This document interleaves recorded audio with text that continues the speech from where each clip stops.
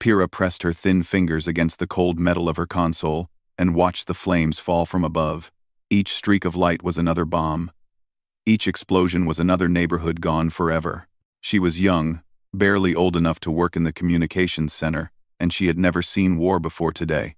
None of the Valari had seen war, not real war, not like this. Her people were small and gentle.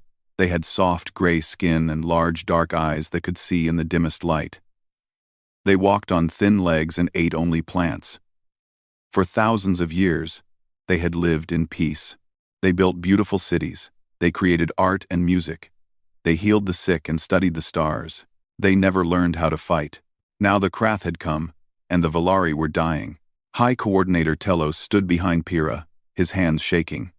He was old, one of the oldest Valari on Sanctuary Prime, and he had led his people through many challenges, but he had never faced anything like this. The Krath Dominion had already destroyed 2 of their colony worlds. Millions of Valari were dead, and now they had come here. "How many ships?" Telos asked. His voice was barely a whisper. 200, Pyrrha answered. She could not keep the fear from her words. "They are bombing the southern cities. Millions of people live there." Telos closed his eyes. 200 warships. The Valari had no military. They had a few small patrol vessels for emergencies. Nothing more. Against the Krath fleet, they might as well throw stones. "Send the distress signal," Telos ordered. "Contact the Galactic Concord. Beg them for help." Pyrrha nodded and turned to her console. The Galactic Concord was their only hope. The Concord was a collection of hundreds of species who had agreed to protect each other. The Valari had joined them centuries ago, trading their medical knowledge for the promise of safety. Now it was time for the Concord to keep that promise. Pyrrha typed quickly, her fingers dancing across the controls. But her hands were shaking badly, and the building shook from a nearby explosion. Dust fell from the ceiling. Somewhere outside, people were screaming. She made a mistake. The distress beacon was supposed to go to Concord Space on frequency 774. Instead, Pyrrha accidentally sent it on frequency 747. It was an old frequency, one that had not been used in centuries. It pointed toward a sector of space that the Concord had marked, with a single warning: "Do not enter." The quarantine zone, Earth's territory. Pyrrha did not notice her error. She hit the send button and prayed that someone would answer. Thousands of light years away, on a small human listening post at the edge of known space, a young man named Jin Bake was drinking coffee and watching the stars. Jin was a lieutenant in Earth's space fleet. He was 26 years old, with short black hair and tired eyes. His job was simple: sit at the listening post, monitor the empty void, and report anything unusual. For 6 months, there had been nothing unusual, just silence and darkness. Then his console beeped. Jin set down his coffee and looked at the screen. A signal was coming in on an old frequency, one that humans rarely used anymore. He frowned and adjusted his equipment. The signal was weak, distorted by distance, but he could make out words, alien words. Jin pulled up his translation software and let it work. After a few seconds, text appeared on his screen. He read it slowly, his heart beginning to beat faster. "This is Sanctuary Prime. We are under attack. 200 enemy warships, millions dead. Please help us. Please. Anyone. We cannot fight. We have children here. Families. Please send help. We are going to die." Jin stared at the screen for a long moment. He did not know the Valari. He had never met one of their kind. But he understood fear. He understood desperation, and he understood that somewhere out there, people were dying and asking for help. He reached for his communication device and called his commanding officer. Within the hour, the message had reached Admiral Han Su. Han was 53 years old, a veteran of humanity's expansion into the stars. He had gray hair and a calm face that rarely showed emotion. He had seen many things in his life. He had fought pirates and rebels. He had explored unknown worlds. He had watched friends die and enemies surrender. He read the Valari distress call 3 times. How far? He asked his aide. 3 days at maximum speed, sir. But that sector is inside Concord space. We are not supposed to go there. Han nodded slowly. The Galactic Concord had quarantined humanity centuries ago. They called humans dangerous. They called Earth a death world. They said that any species born on such a hostile planet must be monsters. Humans had learned to ignore them. They built their own civilization, explored their own stars, and stayed away from conquered territory. It was easier that way, but now someone was calling for help. They did not call us, the aide said carefully. The signal was an accident. It was meant for the Concord. Does that matter? Han asked. The aide was silent. Han stood and walked to the window of his office. Outside, the stars stretched forever. Somewhere out there, a species he had never met was being slaughtered. Children were dying, families were being torn apart, and the only thing standing between them and extinction was a border that humans were not supposed to cross. Prepare the fleet, Han said quietly. We leave in 1 hour. Sir, the conquered will be angry. They might. Let them be angry. Han turned to face his aide. Those people asked for help. They did not know they were calling us. They did not want the Deathworlders, but we are the ones who heard them. And we do not ignore people who are dying. Back on Sanctuary Prime, Elder Morris heard the news with growing dread. Morris was ancient, even by Valari standards. He had lived for over 300 years. He remembered the old stories, the warnings passed down through generations. He knew what lived in the quarantine zone. What have we done? He whispered to Telos. Where did the signal go? Telos showed him the transmission log. Morris looked at the frequency number, and his gray skin turned pale. He stepped back, his thin legs nearly giving out beneath him. We have called the Deathworlders, he said. We have called Earth. Who are they? Telos asked. Morris shook his head slowly. Monsters. They come from a world of poison and fire. Their planet tries to kill them every day, and they survive anyway. They eat flesh. They hunt for pleasure. They fight each other constantly. The Concord locked them away because they were too dangerous to live among civilized species. Telos felt a chill run through his body. Then we must cancel the signal. We must warn them not to come. It is too late, Morris said. The signal has already been sent. And if the stories are true, the Deathworlders will come. They always come when there is blood. 3 days passed. The Krath continued their bombardment. More cities burned. More people died. High Coordinator Telos waited for the Concord fleet to arrive, but they did not come. He sent message after message, but received only automated responses. Your request is being processed. Please wait. He was beginning to lose hope. Then the sensors detected something entering the system. Ships, Pyrrha shouted. Ships coming out of faster-than-light travel. Telos rushed to her side. How many? Are they conquered vessels?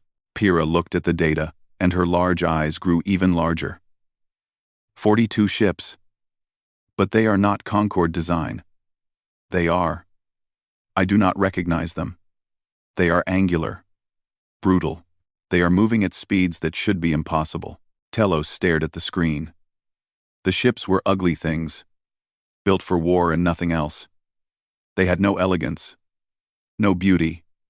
They looked like weapons given form. Elder Morris stepped forward and looked at the display. His voice was hollow. Those are human ships, he said. The Deathworlders have come. Telos did not know whether to feel hope or terror. He had prayed for salvation, and something had answered. But as he watched the human fleet form into battle lines, moving toward the Krath with terrible purpose, he wondered if he had traded one nightmare for another. The wolves had arrived. Warlord Dakan of the Krath Dominion was enjoying his victory when the strange ships appeared. He sat in his command chair, watching the Valari cities burn below.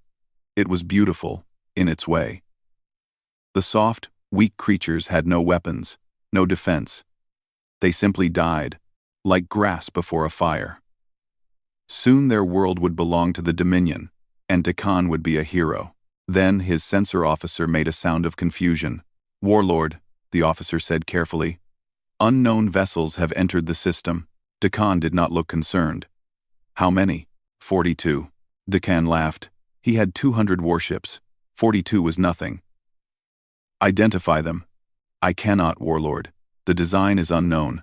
They do not match any conquered species in our database. Now Dakan was curious.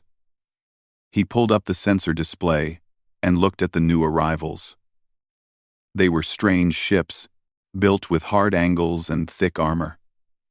No grace, no style. They looked like blocks of metal with engines attached. Primitive, Dakan said with a sneer. Open a communication channel. I will accept their surrender. The channel opened, and Dakan found himself looking at a human face for the first time. Admiral Hansu stared back at him with calm, dark eyes. His gray hair was cut short, and his uniform was simple and clean. He did not look afraid. He did not look impressed. He looked at Dakan the way a person might look at an insect. Unknown vessels, Dakan began. You have entered Krath territory. Surrender now, and you might be shown mercy. Resist, and you will be destroyed. Han did not blink. You are currently bombing civilians, he said. His voice was flat and cold. You have 60 seconds to stop all attacks. If you do not stop, we will remove you from existence. Dakan stared at the screen. Then he started to laugh. 60 seconds? He looked at his officers, who were also laughing. Do you know who you are speaking to, little creature? I have 200 warships. You have 42. Your threat is meaningless. Han's expression did not change. 50 seconds. Dakan stopped laughing. There was something in the human's eyes that made him uncomfortable. Something cold and patient. Like a predator waiting. Kill them, Dakan ordered. Kill them all. The Krath fleet turned its weapons toward the human ships. What happened next would haunt Dakan for the rest of his life. The human ships moved. But they did not move like normal ships. They did not drift slowly into position. They accelerated with impossible speed, changing direction so fast that Dakan's sensors could barely track them. Any living crew should have been crushed by such movements. The force would turn bodies into paste, but the humans were not normal living beings. Fire! Dakan screamed. His ships opened fire. Missiles and energy weapons filled the void.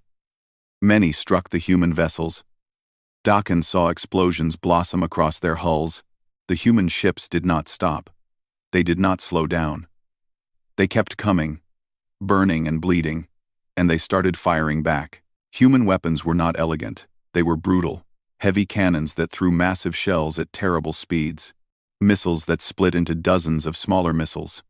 Energy weapons that burned through armor like fire through paper. Krath ships began to die. Impossible, Dakan whispered. He watched 3 of his cruisers explode in seconds. Then 5 more. Then 10. The human fleet tore through his formation. Like a blade through flesh, Captain Unikang stood on the bridge of her destroyer, the Howling Storm, and smiled. She was 34 years old, with long black hair tied back, and a scar across her left cheek. She had earned that scar, fighting pirates near Jupiter. She had earned her reputation fighting everything else. Target the command ship, she ordered. All forward guns. Captain, her weapons officer reported. Our main guns are damaged. We took a direct hit. Yuna looked at the tactical display. A Krath cruiser was between her and the enemy command ship. It was twice the size of the Howling Storm. Helm, she said calmly, ramming speed. Her crew did not hesitate. They trusted their captain completely. The Howling Storm accelerated directly toward the Krath cruiser. The enemy ship tried to turn, tried to escape, but it was too slow. The human destroyer hit it amidships, tearing through its hull like a bullet through cloth. The Howling Storm emerged from the other side, trailing fire and debris. Half its outer hull was gone. Systems were failing throughout the ship, but it was still moving. Still fighting. Yuna wiped blood from her forehead and checked her screens. Damage report. Heavy damage to all sections, Captain. 30% of crew casualties. Can we still shoot? Secondary weapons are online. Then keep shooting. On another part of the battlefield, Sergeant Nari O led her Marines through the corridors of a Krath warship. Nari was small for a human soldier, but that meant nothing. She was fast, strong, and absolutely without mercy in combat. Her squad had boarded the enemy vessel through a breach in its hull. They had not worn environmental suits. They did not need them. The atmosphere inside the Krath ship was toxic to most species. It was thin and filled with chemicals that would burn the lungs of a Valari in seconds. Nari breathed it in and kept walking. It hurt, but humans had evolved on a world that constantly tried to kill them. A little bad air was nothing. A Krath soldier appeared around a corner, weapon raised. He was tall and covered in hard scales, with 4 arms and a face full of teeth. Nari shot him twice in the chest before he could fire. More Krath came running. Nari and her squad cut them down with calm efficiency. It was not a battle. It was a hunt. The humans moved through the ship like predators, clearing every room, every corridor. Finally, they reached the bridge. Sub-Commander Velis stood before his command chair, weapon raised. He was young for a Krath officer, with bright yellow scales and intelligent eyes. He had heard stories about humans, but he had never believed them. Now, watching the armored figures enter his bridge, he understood that the stories were true. The lead human removed her helmet. Velis stared. She was small, covered in blood, and smiling. There was a wound on her arm that should have been crippling. She seemed not to notice it. "Your ship is ours," Nari said. Her voice was rough from the toxic air. "Surrender and you live. Fight and you die." Velis looked at his remaining crew. They were all looking at him, waiting for his decision. He thought about fighting. He thought about dying with honor. Then he looked at the human woman's eyes. There was no fear in them. No doubt. She had walked through poison, survived wounds that should have killed her, and she was still smiling. Velis dropped his weapon. "We surrender." Outside, the battle was ending. Warlord Dakan watched his fleet die. 100 ships gone. Then 150. The human vessels were everywhere, moving too fast to track, hitting too hard to stop. His commanders were screaming for orders. He had none to give. "Retreat," he finally said. The word tasted like poison. "All ships, retreat." The survivors of the Krath fleet turned and ran. Of 200 warships, only 31 escaped into faster-than-light travel. The rest were burning debris. On the surface of Sanctuary Prime, the Valari watched in silence. High Coordinator Telos could not understand what he had seen. The humans had been outnumbered almost 5 to 1. By every rule of warfare, they should have lost. Instead, they had won in less than an hour. "What are they?" he whispered. Elder Morris shook his head slowly. "I told you, they are Deathworlders. They come from a world where everything kills. Their bodies are stronger than ours. Their minds are stranger. They do not fight like civilized species. They fight like animals." Pyrrha looked at her screens. "The human fleet is holding position above the planet. They are hailing us." Telos took a deep breath. He had called for help, and monsters had answered. Now he had to face them. "Open a channel," he said. Admiral Han Su appeared on the screen. His face was still calm, still patient. There was no triumph in his expression, no joy in his victory. He simply looked tired. "High Coordinator," Han said. "I am Admiral Han Su of Earth's 7th Expeditionary Fleet. We received your distress signal. The enemy fleet has been defeated. Your people are safe." Telos did not know what to say. "Why?" he finally asked. "Why did you come? We did not call you. We do not know you." Han was silent for a moment. When he spoke, his voice was soft. "You asked for help," he said. "You were afraid. You were dying. That was enough." Telos stared at the human admiral. In that moment, he saw something he had not expected. Behind the cold eyes and the brutal ships, there was something else. Something almost gentle. "Thank you," Telos said. "Thank you for saving us." Han nodded. "We would like to send aid to the surface. Food. Medicine. Engineers to help rebuild. Will you accept our help? Telos looked at Elder Morris. The old Valari was still afraid, still suspicious. But the bombs had stopped falling. The children had stopped dying. Yes, Telos said. We accept. In orbit above the burning world, the human fleet began its second mission. They had come to kill the enemy. Now they would help heal the wounded. The wolves had become shepherds. The first human shuttle landed at dawn. Pyrrha watched it come down through the smoke-filled sky. The shuttle was ugly, like everything human.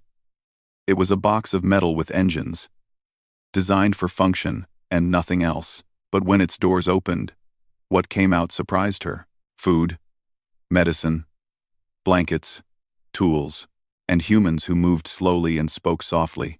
Lieutenant Jin Baek stepped onto Valari soil and looked around at the destruction.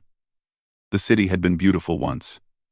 He could see that in the broken towers and shattered gardens. Now, it was ruins and ash. Valari survivors were everywhere. They huddled in groups, their large, dark eyes watching the humans with fear. They were small creatures, barely reaching Jin's chest. Their gray skin was marked with burns and dust. Many of them were injured. Jin's orders were simple: distribute supplies and do not frighten anyone. He walked toward the nearest group of survivors. They pulled back from him, some of the children hiding behind their parents. Jin stopped immediately. He understood. To them, he was a monster, a Deathworlder, something from their nightmares. He slowly lowered himself to one knee. This put him at eye level with the Valari. He was no longer looking down at them like a predator. I am Jin, he said quietly. His translator device turned his words into the Valari language. I have brought food. Is anyone hungry? Wei, a small Valari child, peeked out from behind her mother. She was tiny, with eyes too big for her face. She had been crying. Jin reached into his pack and pulled out a food packet. It was designed for Valari biology, prepared by human nutritionists who had studied their species. He opened it slowly, showing the child there was no danger. The mother hesitated, then hunger won over fear. She took the packet and handed it to her child. The child ate. And for the first time since the human fleet arrived, a Valari looked at a human without terror. Across the ruined city, similar scenes played out.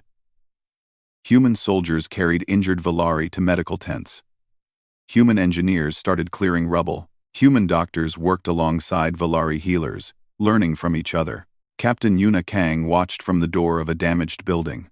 Her ship, the Howling Storm, was being repaired in orbit. She had come to the surface to oversee the aid efforts. A Valari elder approached her. Yuna recognized him from the briefing. This was Morris, the one who called humans monsters. You confuse me, Morris said. His voice was thin and old. Yuna raised an eyebrow. How so? Yesterday, you destroyed an enemy fleet. You rammed your own ship through another vessel. You are clearly capable of great violence. Morris gestured at the humans working around them. But today, your soldiers carry our children and plant gardens in our rubble. How can the same beings do both? Yuna thought about the question. It was a fair one. We are many things, she finally said. We can be violent. Yes. Our world made us that way. But we can also be gentle. We can build as well as destroy. We choose what we want to be. And what did you choose today? Today, we chose to help people who needed it. Morris studied her face. The Concord says your species cannot be trusted. They say you are too dangerous. Yuna smiled slightly. Maybe we are dangerous. But dangerous does not mean evil. A knife is dangerous, but it can be used to cut bread or save a life. She looked out at the humans working to save Valari lives. We are tools that choose our own purpose. In the medical tent, Sergeant Nari O was getting her wounds treated. The cut on her arm was deep. A Valari doctor worked on it with gentle, careful hands. Nari sat still and let him work. She had been injured many times before. This was nothing. A small Valari child sat in the corner of the tent, watching her. The child was alone. Nari had heard the story from one of the medics. This girl's entire family had died in the bombing. She had been found in the rubble, somehow still alive. Her name was Tiri. Nari looked at the child. Tiri looked back with empty eyes. When the doctor finished, Nari stood up and walked over to Tiri.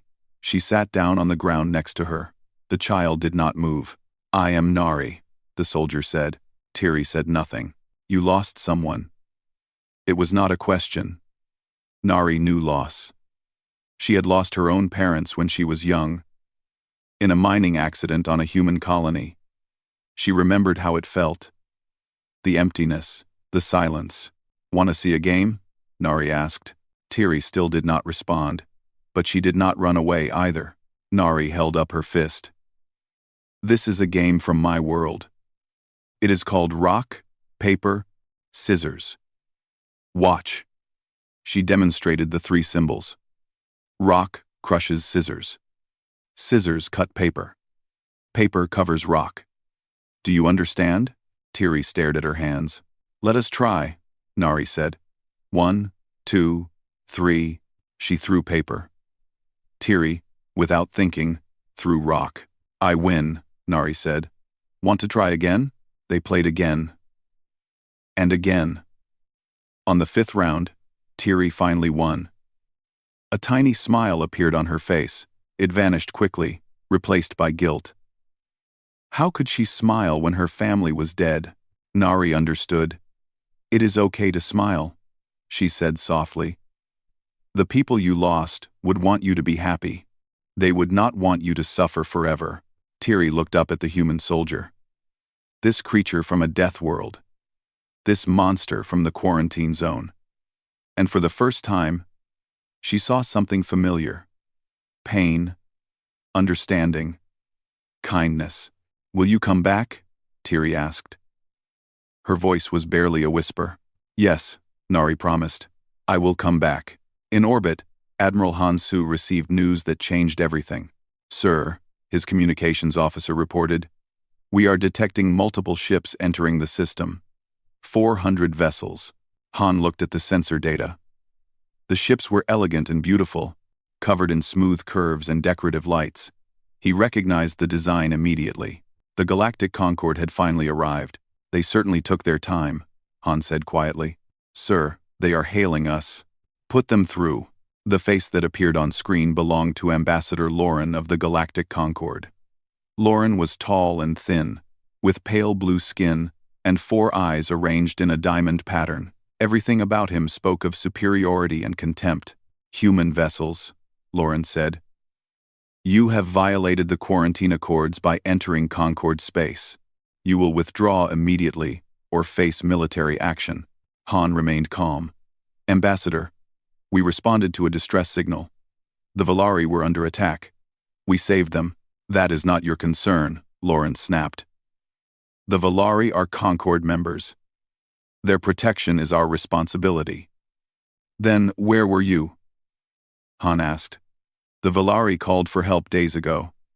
They were dying while you processed paperwork." Lauren's 4 eyes narrowed. "You do not understand the complexity of Concorde politics. There are procedures, protocols. People were dying. That does not give you the right to. It gives me every right." Han's voice remained soft, but there was steel beneath it. "Someone asked for help. We answered. That is all that matters." Lauren paused. He was not used to being interrupted. He was especially not used to being challenged by a Deathworlder. "The Concorde Council will decide what happens next," he said coldly. "Until then, you will hold your position. Any attempt to move or engage will be considered an act of war." The transmission ended. Hans stared at the blank screen. 400 Concorde ships against his 42 battered vessels. They were damaged, tired, low on ammunition. If the Concorde attacked, they would lose, but they would not leave. "Sir," Jin Baek's voice came over the communication system from the surface. "We have heard about the Concorde fleet. What are your orders?" Han thought about his answer carefully. "Continue the aid efforts," he said. "Feed the hungry." heal the sick. We came here to help these people, and that is what we will do. If the Concord wants to stop us, they can try. On the surface, Jin smiled despite the danger. Humans had a saying, no good deed goes unpunished. But they had another saying too. Doing the right thing is never wrong. They would stay. They would help. And they would face whatever came next together. The wolves had made their choice. Ambassador Lauren stepped onto Admiral Han Su's flagship with the look of a man entering a dirty animal's cage. He walked through the human ship with obvious disgust.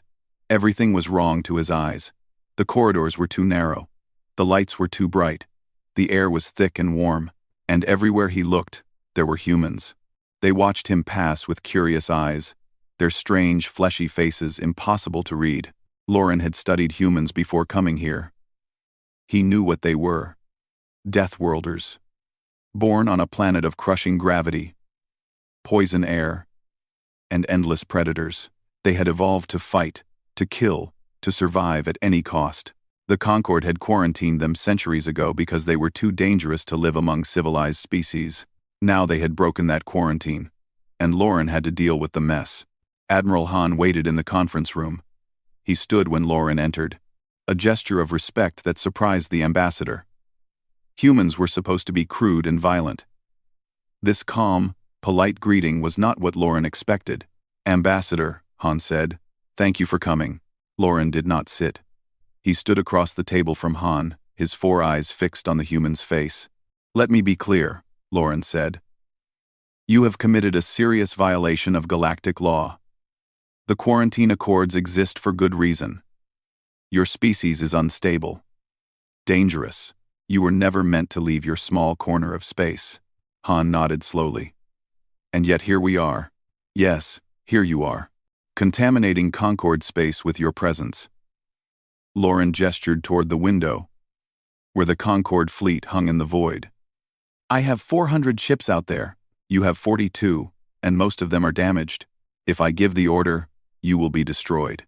Probably, Han agreed. Lauren paused. He had expected fear, anger, or threats. Not this calm acceptance. Then why do you not leave? He demanded. Han walked to the window and looked out at the stars. Below them, Sanctuary Prime turned slowly, still marked by the scars of war. The Valari called for help, he said quietly. They were dying. Their children were burning. They sent a signal into the void, begging someone to save them. He turned to face Lauren. We heard that signal. We came. The signal was meant for the Concord, Lauren said. Not for you. And where was the Concord? Han's voice remained soft. But there was an edge to it now. The Valari are your members. You promised to protect them. But when the Krath came with 200 warships, you did nothing. When cities burned, you debated procedure. When millions died, you processed paperwork. You do not understand Concord politics, Lauren said stiffly. There are procedures.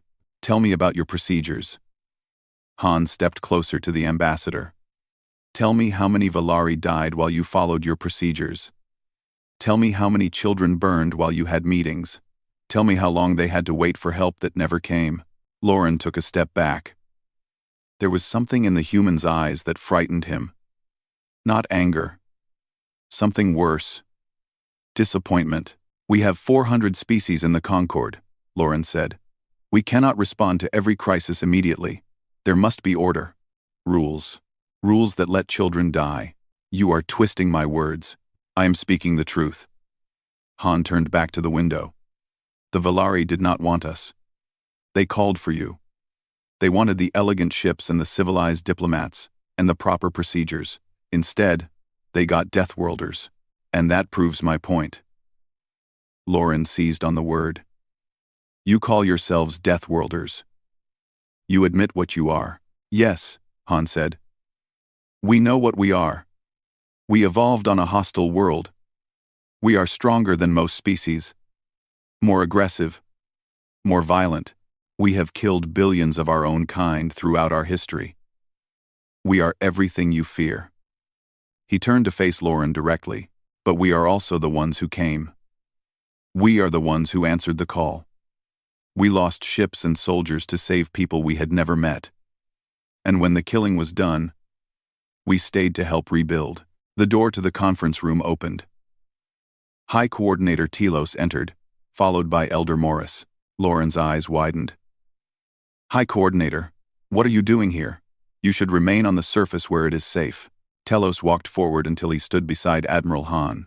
His thin body trembled, but his voice was steady. I came to speak, he said. I came to tell you what I have seen. This is not appropriate, Lauren protested. This is a diplomatic matter between the Concord and the humans. The Valari should not. The Valari are the reason we are all here. Telos interrupted. His voice grew stronger. My people were dying. We called the Concord. We called our allies. We called our friends. And nobody came. He pointed at Han. These Deathworlders came. They fought and bled and died for us. And when the battle was over, they fed our hungry, and healed our sick, and held our children while they cried. Lauren shook his head. High Coordinator, you do not understand the danger. Humans are. I understand exactly what humans are. Telos moved to stand between Lauren and Han. I have seen their ships. I have seen their weapons. I have seen what they can do when they are angry. He paused. I have also seen their kindness. I watched a human soldier play games with an orphan child until she laughed. I watched human doctors work without sleep to save Valari lives. I watched human engineers plant gardens in our ruins. Morris stepped forward. The ancient Valari looked tired, but his voice was clear. I told my people that humans were monsters, he said. I believed the old stories. I was wrong. Humans are not monsters. They are something more complicated. They are capable of great violence and great compassion, and when they found us dying, they chose compassion. Lauren looked from the Valari to Han and back again. This is absurd. You cannot side with Deathworlders against the Concord. We have protected you for centuries. Protected us? Telos laughed bitterly. Where was your protection when the Krath came? Where was your protection when our cities burned? You offered us words and procedures. The humans offered us their lives. The ambassador's face grew cold. If the Valari align with humans, there will be consequences. Trade agreements will be reviewed. Military protection will be reconsidered. Then reconsider them, Telos said. We will take our chances with the Deathworlders. Lauren stared at him for a long moment. Then he turned to Han. This is your doing, he said. You have corrupted them with your violence. We saved their lives, Han replied simply. What we do next is up to you. Outside, the Concord fleet held position. 400 ships with weapons powered, waiting for orders. Against them, 42 human vessels, battered and broken, but refusing to move. Captain Yuna Kang stood on the bridge of the Howling Storm, watching the standoff. Her ship was barely functional. Her crew was exhausted. If fighting started, they would not last long. Orders, Captain? Her first officer asked. Yuna looked at the Concord fleet. They were beautiful ships, elegant and advanced. They could destroy the human fleet easily, but they had not fired yet. Hold position, she said. Stay between the Concord and the planet. No matter what happens, we protect the Valari. On the prison deck of another human ship, Subcommander Velis sat in his cell and wondered about the universe. His wounds had been treated. His cell was clean and warm. He had been given food and water. This was not how prisoners were supposed to be treated. The Krath tortured their prisoners, extracted information, then killed them. The humans had done none of these things. A door opened and Sergeant Nari O walked in. Her arm was bandaged where the Valari doctor had treated her. How are you? She asked. Velis did not understand the question. I am your prisoner. Yes. And prisoners still deserve medical care. She sat down on a bench outside his cell. Your wounds are healing well? Why do you care? Nari shrugged. Because you are hurt. Because it is the right thing to do. Nari, Velis shook his head. We tried to kill you. We would have killed millions of Valari. You should hate us. Maybe, Nari admitted. But you lost. You surrendered. The fighting is over. Now you are just a person who needs help. She looked at him with those strange human eyes. On my world, we have a saying. An enemy is just a friend you have not made yet. It is probably not true most of the time. But sometimes it is. 1. Velis thought about her words. In his entire life, no one had shown him kindness after defeat. The strong ruled, and the weak suffered. That was the Krath way. But the humans had a different way. What will happen to me? He asked. You will be released when the peace is signed. You can go home. And then? Nari smiled slightly. And then? Maybe you will tell your people what you learned here. Maybe next time. They will think twice before attacking the innocent. She stood up to leave. Sergeant, Velis said. She turned back. Why did you really come? Why did humans travel so far to save people they did not know? Nari thought about the question. Because someone asked for help, she said simply. And we could not live with ourselves. If we ignored them, she walked away, leaving Velis alone with thoughts that would change him forever. Back in the conference room, Lauren made his decision. The Concord will not start a war today, he said coldly. But this matter is not finished. Your actions will be reported to the Council. There will be hearings. Consequences. We welcome the hearings, Han said. We have nothing to hide. Lauren turned and walked toward the door. He stopped at the threshold. You think you are heroes, he said. You think you saved these people. But you have only begun a chain of events you cannot control. The galaxy will not accept Deathworlders running free. There will be a reckoning. Perhaps, Han said. But until that day comes, we will keep answering calls for help. We will keep saving lives. And we will not apologize for it. Lauren left without another word. Telos watched him go, then turned to Han. Thank you, he said. For everything. Han shook his head. Do not thank us yet. The ambassador was right about one thing.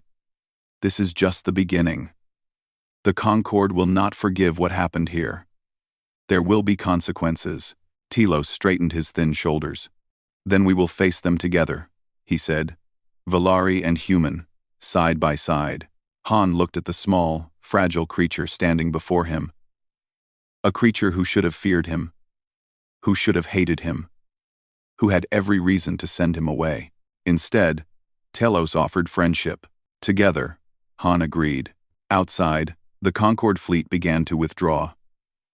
The immediate crisis was over, but the real story was just beginning.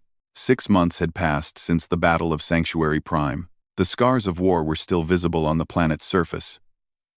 Burned cities were slowly being rebuilt. Gardens grew in the rubble. Children played in streets that had once been covered in ash. But the biggest changes were not physical. They were political. The Galactic Concord had demanded an explanation for human interference in their space. They held hearings and debates. Ambassador Lauren spoke for hours about the dangers of Deathworlders and the importance of the quarantine accords. But the Valari spoke too. High Coordinator Telos stood before the Concord Council and told them what had happened. He described the bombing, the fear, the desperate calls for help that went unanswered. He described the human fleet that came anyway. The soldiers who died saving strangers. The doctors who worked without rest to heal the wounded. And then he said something that changed everything. We do not ask the Concord to lift the quarantine, Telos said. We do not ask you to accept humans as members. We only ask one thing. That anyone be allowed to answer a distress call. Any call. From anyone. The council debated for days. Many species were afraid of humans. The old stories about Deathworlders ran deep. But the Valari had planted a seed of doubt. If the Concord could not protect its members, what was the point of the Concord? In the end, a compromise was reached. The quarantine accords remained in place. Humans were still not allowed to travel freely through conquered space, but a new exception was added. Any species, including humans, could respond to a distress signal without penalty. The right to save lives was now protected by galactic law. Admiral Han Su received the news with a quiet smile. "It is not everything," he said to his officers. "But it is a start." On Sanctuary Prime, the changes were more immediate. The Valari and humans had become friends. Trade agreements were signed. Cultural exchanges began. Valari doctors traveled to human worlds to share their advanced medical knowledge. Human engineers helped rebuild Valari cities with stronger materials and better designs. It was an unlikely partnership. The gentle plant eaters and the fierce predators. The fragile and the deadly. But somehow, it worked. Lieutenant Jin Baek received a promotion and a new assignment. He was now first human ambassador to the Valari territories. It was a big title for a young man. But he had earned it. He stood in his new office, looking out at the rebuilt city below. Valari walked the streets without fear. Children laughed and played. It was not perfect. Not yet. But it was getting better every day. Elder Morris visited him often. The ancient Valari had changed his mind about humans completely. He was now writing a new history book for Valari children. "What will you say about us?" Jin asked one day. Morris thought about the question carefully. "I will say that you come from a world of death," he answered. "A world of poison and fire and predators. I will say that your bodies are strong and your instincts are violent. I will say that you carry death with you wherever you go." Jin nodded. "These things were true. But I will also say something else," Morris continued. "I will say that you choose where to point that death. You could use your strength to conquer and destroy. Instead, you use it to protect. You stand between the weak and those who would harm them. You are the most dangerous friends anyone could have." He smiled, an expression that was still new to him. "And I will say that I am proud to call you friends." Captain Yuna Kang's ship, the Howling Storm, was finally repaired. It had taken months of work. But the destroyer was now stronger than ever. Valari engineers had added new medical systems and improved life support. Human engineers had upgraded the weapons and armor. Yuna walked the corridors of her ship, checking on her crew. They had lost many people in the battle. New faces filled the empty posts. But the spirit of the ship remained the same. They were protectors, guardians, wolves who had chosen to defend the flock instead of hunting it. A message came from Admiral Han. A new distress signal had been detected. A species called the Morvani, on the far side of the galaxy, was under attack by raiders. They were not Concord members. They had no allies. They had simply sent a call into the void, hoping someone would answer. "What are your orders, Captain?" her first officer asked. Yuna smiled. "Set course. Best speed." Sergeant Nari O did not stay with the fleet. She requested a transfer to Sanctuary Prime, where she now served as a military advisor to the Valari. She trained their security forces, helped design their emergency systems, and visited the refugee camps regularly. But her favorite duty was much simpler. Every week, she visited Tiri. The orphan child had grown stronger over the past months. She lived in a care center now, surrounded by other children who had lost families in the war. But Nari made sure she never felt alone. They played games. They talked. Sometimes they just sat together in silence, watching the sun set over the rebuilt city. "Nari," Tiri said one evening, "will you ever leave?" Nari looked at the child. She was still small, still fragile, still carrying the weight of everything she had lost. But there was light in her eyes now. "Hope. I will have to leave sometimes," Nari admitted. "There are other people who need help, other worlds to protect." Tiri's face fell. "But," Nari continued, "I will always come back.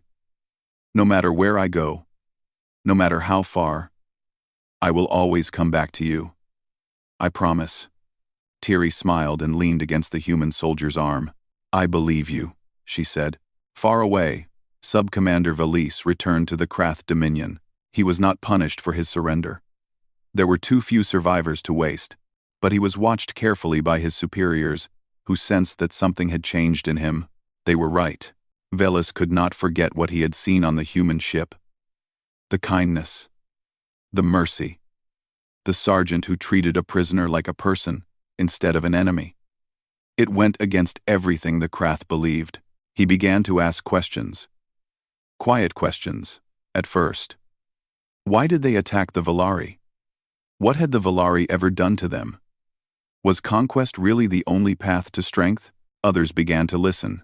Young officers who had also heard stories about the Deathworlders. Warriors who wondered if there was another way.